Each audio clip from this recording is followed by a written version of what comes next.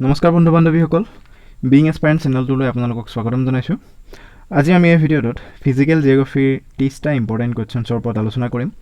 এইটো part 2ৰ video' হ'ব মই ইয়াৰ আগত পাৰ্ট 1ৰ ভিডিঅ'টো আগবঢ়াইছোঁ যদি আপোনালোকে এতিয়ালৈকে চোৱা নাই তেন্তে ডেছক্ৰিপশ্যনত গৈ প্লেলিষ্ট পাই যাব তাত আপোনালোকে চাই ল'ব পাৰিব নতুবা স্ক্ৰীনৰ সোঁফালে থকা এই বাটনটো ক্লিক কৰি আপোনালোকে ভিডিঅ'টো চাই ল'ব পাৰিব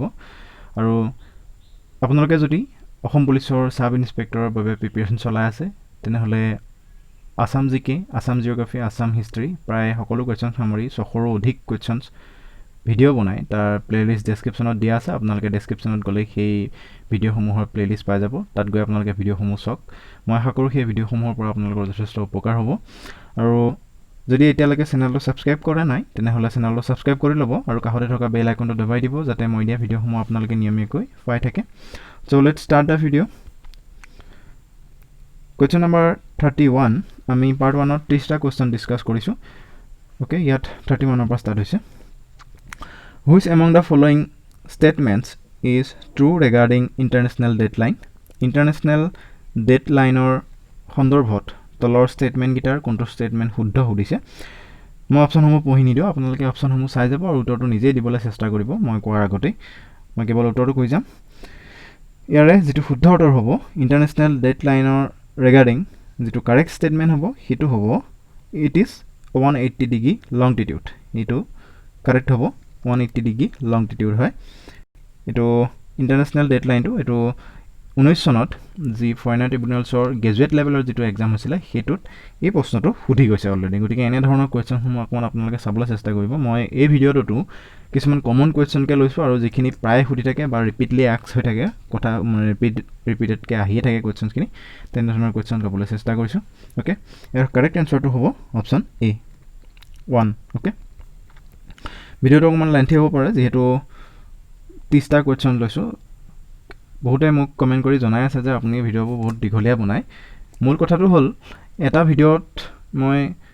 যিমান পাৰোঁ সিমান বেছি কুৱেশ্যন দিবলৈ চেষ্টা কৰোঁ 30টামান তাতকৈ ওপৰত ৰিপিটেড কিতাপ দিয়াই নাই কিন্তু 30টাতকৈ কুৱেশ্যন দিবলৈ চেষ্টা কৰোঁ যাতে এটা ভিডিঅ' চালে আপোনালোকৰ সময়খিনিত কিবা এটা লাভ হয় সেই সময়খিনি চাই থকা সময়খিনিৰ ভিতৰত যাতে আপোনালোকে অধিক প্ৰশ্ন শিকিব পাৰে সেইকাৰণে ভিডিঅ'টো অলপ লেন্থি হৈ যায় আৰু প্ৰশ্নখিনি সৰহকৈ সামৰি থাকে নতু 5টা কুৱেশ্যন লৈও 10 মিনিট 5 মিনিটৰ ভিতৰত ভিডিঅ'টো শেষ কৰিব পাৰি কিন্তু মই অলপ দীঘলীয়া কৰিছোঁ সেইবাবেই অ'কে নেক্সট কুৱেশ্যনটো হ'ল question number 32 which one of the following is the greatest circle তলৰ কোনটো আটাইতকৈ এটা গ্ৰেটেষ্ট ডাঙৰ চাৰ্কল গ্ৰেটেষ্ট চাৰ্কল কোনটো হয় Arctic Circle equator Tropic of Cancer Tropic of Capricorn ইয়াৰে শুদ্ধ উত্তৰটো কি হ'ব শুদ্ধ উত্তৰটো হ'ব ইকুৱেটৰ অ'কে ইকুৱেটৰটো হ'ল এটা গ্ৰেটেষ্ট চাৰ্কল ইকুৱেটৰ মানে হ'ল বিষুৱ ৰেখা অ'কে অসমীয়াত বিষুৱ ৰেখা বুলি কয়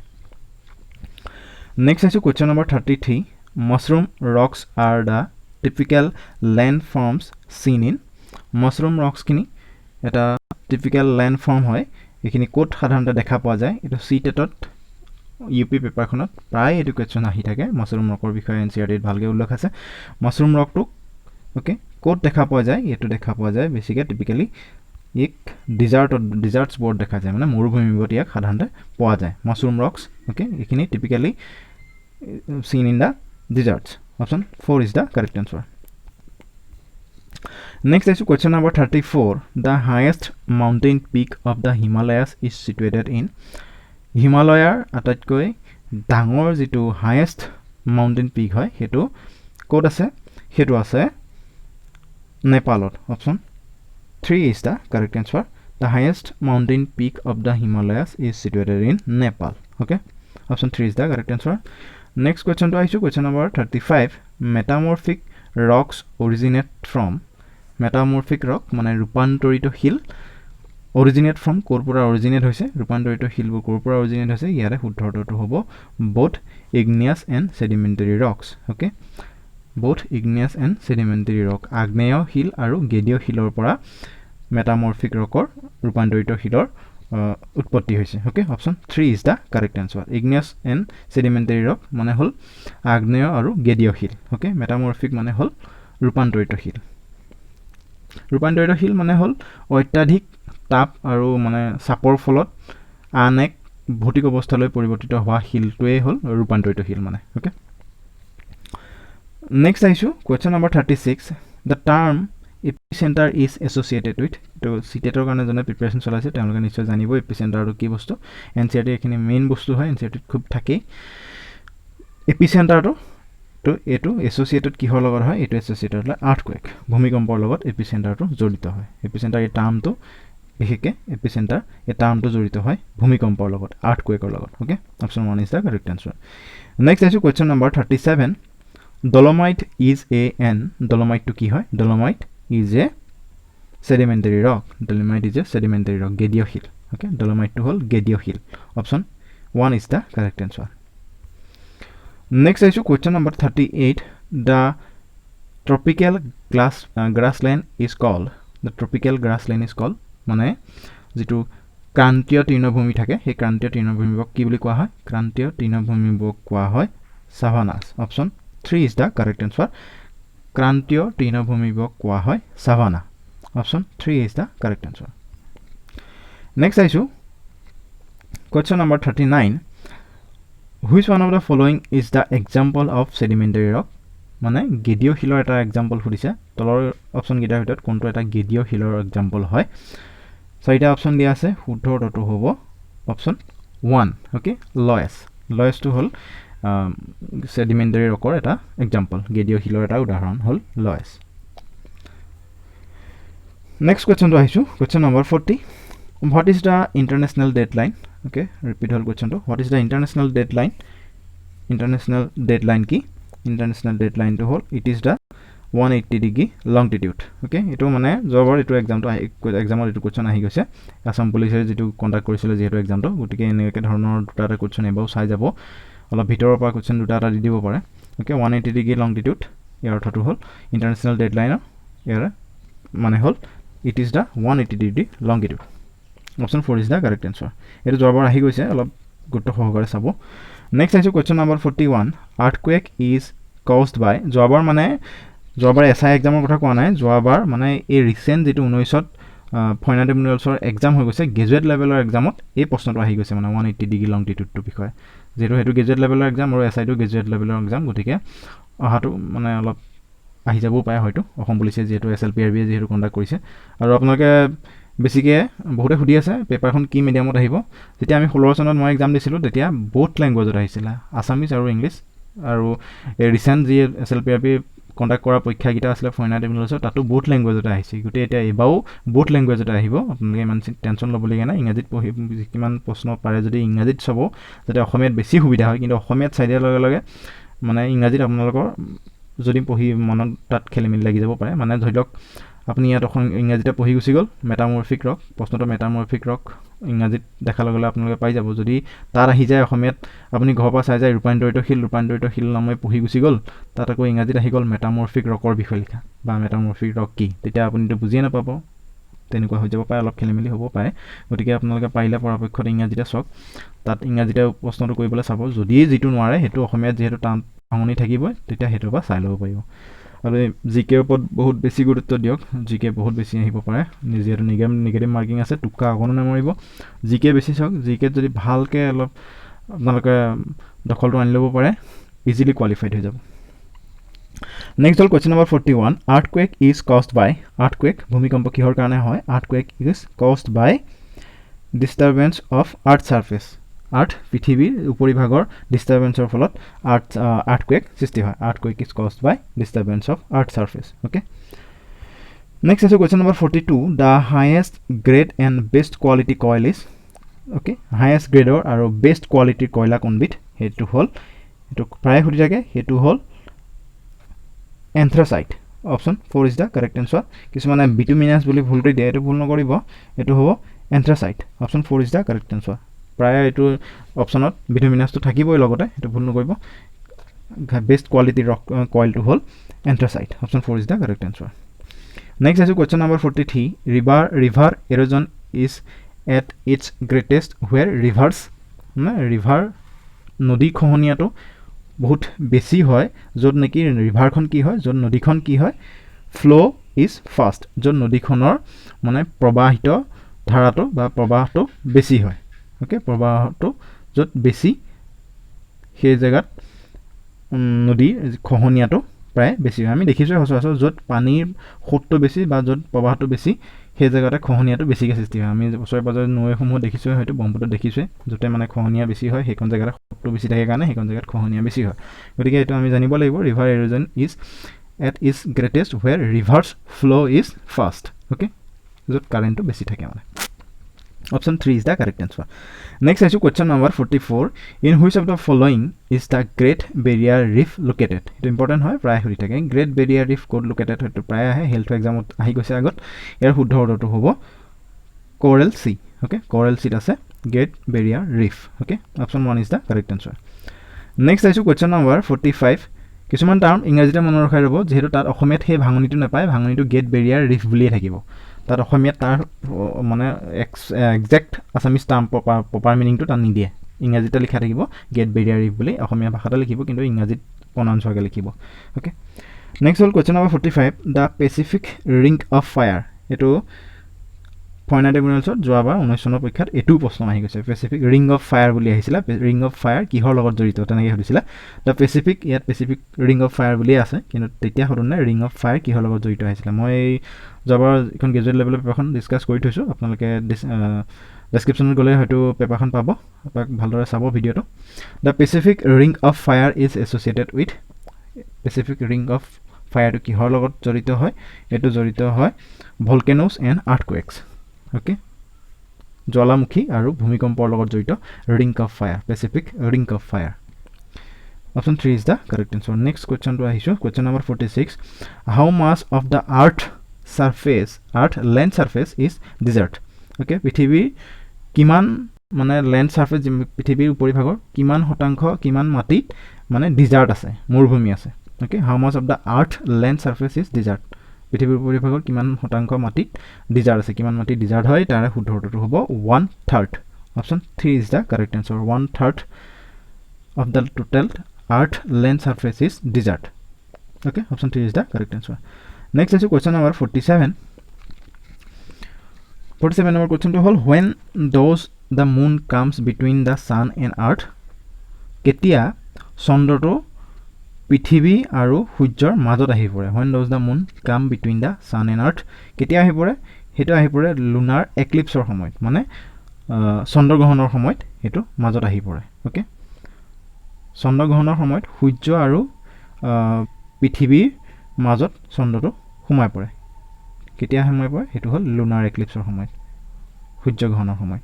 চন্দ্ৰগ্ৰহণৰ সময়ত অ'কে নেক্সট আহিছোঁ question number 48 when the earth is at the maximum distance from the sun it is called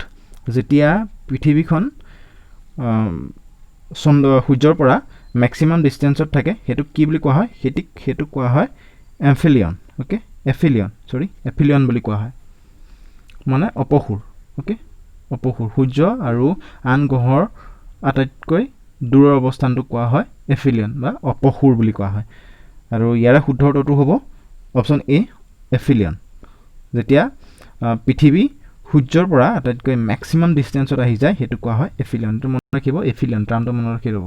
মানে হ'ল সূৰ্য আৰু আন গ্ৰহৰ পৰা আটাইতকৈ দূৰত থকা অৱস্থা নেক্সট কুৱেশ্যনটোলৈ আহিছোঁ question number 49 the main source of usable water on the earth is পৃথিৱীৰ যিখিনি ইউজ কৰিব পৰা ব্যৱহৃত পানী আছে ব্যৱহাৰ কৰিব পৰা যিখিনি পানী আছে সেইখিনি মেইন চ'ৰ্চটো কয় মূল উৎসটো ক'ত হয় ইয়াৰ মূল উৎসটো হ'ল আণ্ডাৰগ্ৰাউণ্ড ৱাটাৰটোৱে হ'ল ইউজেবল ৱাটাৰৰ মেইন চ'ৰ্চটো অ'কে পৃথিৱীৰ আণ্ডাৰগ্ৰাউণ্ড যিখিনি ৱাটাৰ আছে সেইখিনি হ'ল main source of the usable water on the earth okay option 3 is the correct answer next আহিছোঁ question number 50 the innermost layer of the earth is known as okay ঠিক মানে inner most একদম ঠিক inner মানে একদম top ফুটাটো নাই যি মানে ছাৰ্ফেচৰ ঠিক তলতে মানে ভিতৰৰ বাগিয়ে একেবাৰে ওপৰত থকা ভিতৰ লুটি একেবাৰে ওপৰত থকা যিটো ইনাৰ মোষ্ট লেয়াৰ হয় সেইটো পৃথিৱীৰ যিটো ইনাৰ মোষ্ট লেয়াৰ আছে সেইটো কি বুলি জনা যায় সেইটোক কোৱা হয় অপশ্যন 3 এস্থেনস্ফিয়াৰ অ'কে এস্থেনস্ফিয়াৰ বুলি কোৱা হয় option 3 is the correct answer innermost layer of the earth is known as asthenosphere next আহিছোঁ question number 51 what is the epicentre of an earthquake এটা ভূমিকম্পৰ এপিচেণ্টাৰ বুলি কাক কোৱা হয় এটা আৰ্থকুৱেকৰ এপিচেণ্টাৰটো কি what is the epicentre of an earthquake ইয়াৰ শুদ্ধ উত্তৰটো হ'ব the point on the earth surface vertically above the seismic focus okay মানে ভূকম্পিত যিটো চেছমিক ফ'কাছ আছে ভূকম্পিত অভিকেন্দ্ৰৰ ঠিক ওপৰতে উলম্বভাৱে আৰু পৃথিৱীৰ উপৰিভাগৰ যিটো পইণ্ট সেইটো কোৱা হয় epicentre of an earthquake okay মানে যিটো কোৱা হয় মানে য'ৰ পৰা আৰ্থকুৱেক এটাৰ সৃষ্টি হৈছে যোনটো কেন্দ্ৰবিন্দু কয় সেইটোকে কোৱা হয় আৰ্থকুৱেক এটাৰ কেন্দ্ৰবিন্দু বা epicentre okay option 4 is the correct answer next আছে question number 42 which one of the following is the greatest circle তলৰ কোনটো আটাইতকৈ এটা গ্ৰেটেষ্ট চাৰ্কল হয় ইয়াৰ শুদ্ধ উত্তৰটো হ'ব অপশ্যন 3 ইকুৱেটৰ অ'কে ইকুৱেটৰ বিষুৱৰেখা এইটো হ'ল এটা greatest circle option 3 is the correct answer next আছে question number 53 in the context of time GMT means প্ৰায় সুধি থাকে এইটো কমন কুৱেশ্যন সময়ৰ ক্ষেত্ৰত GMTয়ে কি মিনিং কৰে GMT মিনছ কি GMT মানে হ'ল Greenwich mean time okay Greenwich mean time এইটো আপোনালোকে মোবাইলত প্ৰায় দেখিয়ে থাকে চাগে টাইম ছেট কৰোঁতে ওলাই Greenwich mean time GMT okay option 2 is the correct answer next আছে question number 54 which one of the following is an unpredictable natural disaster তলৰ কোনটো এটা পূৰ্ব অনুমান কৰিব নোৱাৰা মানে প্ৰাকৃতিক দুৰ্যোগ চাৰিটা অপশ্যন দিয়া আছে শুদ্ধ উত্তৰটো কি হ'ব শুদ্ধ উত্তৰটো হ'ব আৰ্থকুৱেকটো এটা মানে আমি কেতিয়াও অনুমান কৰিব নোৱাৰোঁ যে কাইলৈ আৰ্থকুৱেক হ'ব বা আৰু 10 মিনিট পিছত আৰ্থকুৱেক হ'ব নে অহা সপ্তাহত আৰ্থকুৱেক হ'ব সেইটো আমি কেতিয়াও প্ৰেডিক্ট কৰিব নোৱাৰোঁ আনপ্ৰেডিক্টেবল সেইটো এটা নেচাৰেল ডিজাষ্টাৰ হয় যিটো নেকি আনপ্ৰেডিক্টেবল এই উত্তৰটো হ'ব আৰ্থকুৱেক বাকী চাইক্লন টৰ্নেডো হাৰিকান এইখিনি যিকোনো প্ৰকাৰে বা যিখিনি যন্ত্ৰপাতিৰ জৰিয়তে ইয়াৰ অনুমান কৰিব পৰা যায় যে আহি আছে আজি গুৱাহাটীত আছে কাইলৈ যোৰহাট পাবহি সেইটো আমি এটা অনুমান কৰিব পাৰোঁ অ'কে কিন্তু আৰ্থকুৱেকটো আমি অনুমান কৰি উলিয়াব নোৱাৰোঁ প্ৰেডিক্ট কৰিব নোৱাৰোঁ অ'কে শুদ্ধ উত্তৰটো হ'ব অপশ্যন A1 অ'কে নেক্সট আছে question number 55 which type of lake is form by volcanic activities okay কেনেধৰণৰ হ্ৰদৰ সৃষ্টি কৰে ভলকেনিক এক্টিভিটিছবোৰে অ'কে ভলকেনিক এক্টিভিটিছবোৰৰ পৰা কেনেধৰণৰ লেক ফৰ্মড হয় ইয়াৰ শুদ্ধ উত্তৰটো হ'ব caldera lake option 1 is the correct answer okay caldera lake is formed by volcanic activities option 1 is the correct answer next question আহিছোঁ question number 56 the Tropic of Cancer does not pass through Tropic of Cancer ই কেনি মানে কৰ্কটকান্দি okay Tropic of Cancer মানে হ'ল কৰ্কটকান্দি কোন তলৰ অপশ্যনকেইটাৰ ভিতৰত কোনখন দেশৰ মাজেৰে পাৰ হৈ যোৱা নাই okay does not pass through which country চাৰিটা অপশ্যন দিয়া আছে Myanmar Nepal Bangladesh and China ইয়াৰ শুদ্ধ উত্তৰটো জনাৰ আগত আমি টপিক অফ কেঞ্চাৰ কিমানখন কাণ্ট্ৰিৰ মাজেৰে পাৰ হৈ গৈছে সেইটো জানিব লাগিব আৰু কোন কেইখন কাণ্ট্ৰিৰ মাজেৰে পাৰ হৈ গৈছে সেইটো জানিব লাগিব তেতিয়া উত্তৰটো অপশ্যন ইজিকৈ ওলাই যাব topic of cancer passes through the 16 countries 16খন কাণ্ট্ৰিৰ মাজেৰে টপিক অফ কেঞ্চাৰ মানে কৰ্কটকান্দিডাল সময় গৈছে পাৰ হৈ গৈছে অ'কে সেই কাণ্ট্ৰি কেইখন হ'ল Mexico Egypt India Bangladesh China UAE Myanmar Niger Algeria Libya Mali Western Sahara Oman Bahamas Saudi Arabia Taiwan and Mauritania এই 16খন কাণ্ট্ৰিৰ মাজেৰে যিডাল টপিক অফ কেঞ্চাৰ আছে সেইডাল পাৰ হৈ গৈছে এতিয়া অপশ্যনত দিয়া আছে Myanmar Nepal Bangladesh China and Myanmar এই তিনিখন কাণ্ট্ৰিৰ মাজেদি টপিক অফ কেঞ্চাৰ পাৰ হৈ গৈছে বাকী অনলি নেপালৰ মাজেৰে টপিক অফ কেঞ্চাৰ পাৰ হৈ যোৱা নাই শুদ্ধ উত্তৰটো হ'ব অপশ্যন 2 নেপাল আৰু যদি সোধে টপিক অফ কেঞ্চাৰ কিমানখন অপশ্যনত এনেকৈ দিব পাৰে যদি আপোনাক ষ্টেট দি দিয়ে টপিক অফ কেঞ্চাৰ কোন কেইখন ষ্টেটৰ মাজেৰে পাৰ হৈ গৈছে বা কিমানখন ষ্টেটৰ মাজেৰে পাৰ হৈ গৈছে ভাৰতৰ তেতিয়া হ'ব যে 8খন ষ্টেটৰ মাজেৰে পাৰ হৈ গৈছে ভাৰতৰ 8খন ষ্টেটৰ মাজেৰে টপিক অফ কেঞ্চাৰ পাৰ হৈ গৈছে আপোনালোকে যদি মেপখন ভালদৰে আপোনালোকৰ চকুৰ আগত আছে বা মনত এখন আছে মেপখনৰ গোটেই ষ্টেট কেইখন ক'ত আছে যদি মনত আছে তেতিয়া গুজৰাটৰ পৰা চিধা এইপিনে একদম ত্ৰিপুৰা মিজোৰামলৈকে লগাই দিব লাইনটো সেইটোৱে হৈছে টপিক অফ কেঞ্চাৰ পাৰ হৈ যোৱা লাইনটো অ'কে প্ৰথম গুজৰাট ৰাজস্থান ছত্তীশগড় ঝাৰখণ্ড ৱেষ্ট বেংগল মধ্যপ্ৰদেশ ত্ৰিপুৰা এণ্ড মিজোৰাম এইটো এটা লাইনত টপিক অফ কেঞ্চাৰডাল পাৰ হৈ গৈছে 8খন ইণ্ডিয়ান ষ্টেটৰ মাজেৰে পাৰ হৈ গৈছে কেতিয়াবা অপশ্যনত দি দিব তিনিখন দি দিব 4খন অপশ্যনত দি দিব ষ্টেট তাৰ ভিতৰত কোনখনৰ মাজেৰে পাৰ হৈ যোৱা নাই বুলি সুধি দিব গতিকে আপোনালোকে জনাটো খুবেই জৰুৰী সেইটো ভালদৰে চাব আৰু ইকুৱেটৰো সুধিব পাৰে ইকুৱেটৰ 13খন কাণ্ট্ৰিৰ মাজেৰে পাৰ হৈ গৈছে অ'কে শুদ্ধটো হ'ল অপশ্যন 2 নেক্সট আছে question number 57 mounts of sand formed by wind action are called যিটো মাটিৰ বালিৰ যিটো ডোম ধাপৰ সৃষ্টি হয় মাউণ্ট অফ চেণ্ড বালিৰ যিটো ধাপ সৃষ্টি হয় যিটো নেকি বতাহৰ ফলত সৃষ্টি হয় হেতু কি বুলি কোৱা হয় হেতু কোৱা হয় option 3 is the correct answer হেতু কোৱা হয় dunes okay dunes বুলি কোৱা হয় mound of sand formed by wind action are called dunes option 3 is the correct answer next question to la question number 58 the rate of deforestation is high in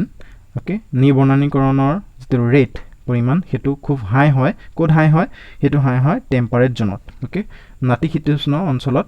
যেটো ডিফৰেষ্টেশনৰ ৰেটটো আছে হেতু very হাই হয় okay option 3 is the correct answer মনত ৰাখিব টেম্পাৰেট জোনত নাতিশীতোষ্ণ অঞ্চলত এই ডিফৰেষ্টেশনৰ নিবনানীকৰণৰ তো ৰেটটো বেছি হয় নেক্সট আছে কোৱেশ্চন নম্বৰ উত্তৰটো আগতে আহিলে question number 59 the Himalayan mountain range is an example of Himalayan mountain range পৰ্বতমালাটো হিমালয়ান মাউন্টেন পৰ্বতমালাটো এটো এটা কিহৰ এক্সাম্পল হয় হেতু এক্সাম্পল হয় ফল্ট মাউন্টেইনৰ option 4 is the correct answer হিমালয়ানৰ বিষয়ে প্ৰায় সুধি থাকে Himalayan mountain range is an example of fault mountain option 4 is the correct answer next আছে question number 60 and last question of the video which one of the following has the highest wind velocity okay তলৰ option guitar ভিতৰত কাৰ আটাইতকৈ কোনটোৰ মানে wind velocity টো বহুত বেছি মানে বতাহৰ যেটো গতিবেগ হেতু বহুত বেছি হয় চাৰিটা অপচন দিয়া আছে ইয়াৰে শুদ্ধ উত্তৰটো হ'ব কি টৰ্নেডোৰ যেটো উইন্ড ভেলোসিটি আছে হেতু হাইয়েস্ট হয় option 4 is the correct answer এটো ভালদৰে আপোনালোকে চাব কোৱেশ্চন খিনি খুব কমন কোৱেশ্চন লৈছো বা প্ৰায় ৰিপিটেড কোৱেশ্চন হয় এখিনি এসএসসি টো আহিছে আগৰ এক্সামটো ফুৰি গৈছে অসম এসএলপিআৰবি এক্সামটো ফুৰি যোৱা হৈছে গতিকে এনে ধৰণৰ কোৱেশ্চন দুটা এটা অতি বেছি আহিব আপোনাৰ 3 বা 4টা কোৱেশ্চন আহিব পাৰে গতিকে তাৰ বিষয়ে চাবলৈ গলে বহুতখিনি কোৱেশ্চনই চাব লাগিব কি আহিব আপুনি ক'ব নাই মই ক'ব ন গতিকে অলপ ভালদৰে পঢ়ি ডিপলি চাব লাগিব ডিটেইলছত আৰু ভিডিওটো ইমানতে সামৰিছো যদি ভিডিওটো চাই আপোনালোকে ভাল পাইছে তেন্তে ভিডিওটো লাইক কৰি দিব আৰু বন্ধু-বান্ধৱীৰ মাজত ভিডিওটো শেয়াৰ কৰি দিব আৰু পৰৱৰ্তী পৰ্যায়ত আমি ইয়াৰ পিছৰ পাঠসমূহ দিবলৈ চেষ্টা কৰিম ফিজিক্যাল জিওগ্ৰাফি আৰু এটা বা দুটা ভিডিও দি ইণ্ডিয়ান জিওগ্ৰাফিৰ ভিডিও দিবলৈ চেষ্টা কৰিম ওকে আৰু ভিডিওটো শেষলৈকে চোৱাৰ বাবে সকলোকে ধন্যবাদ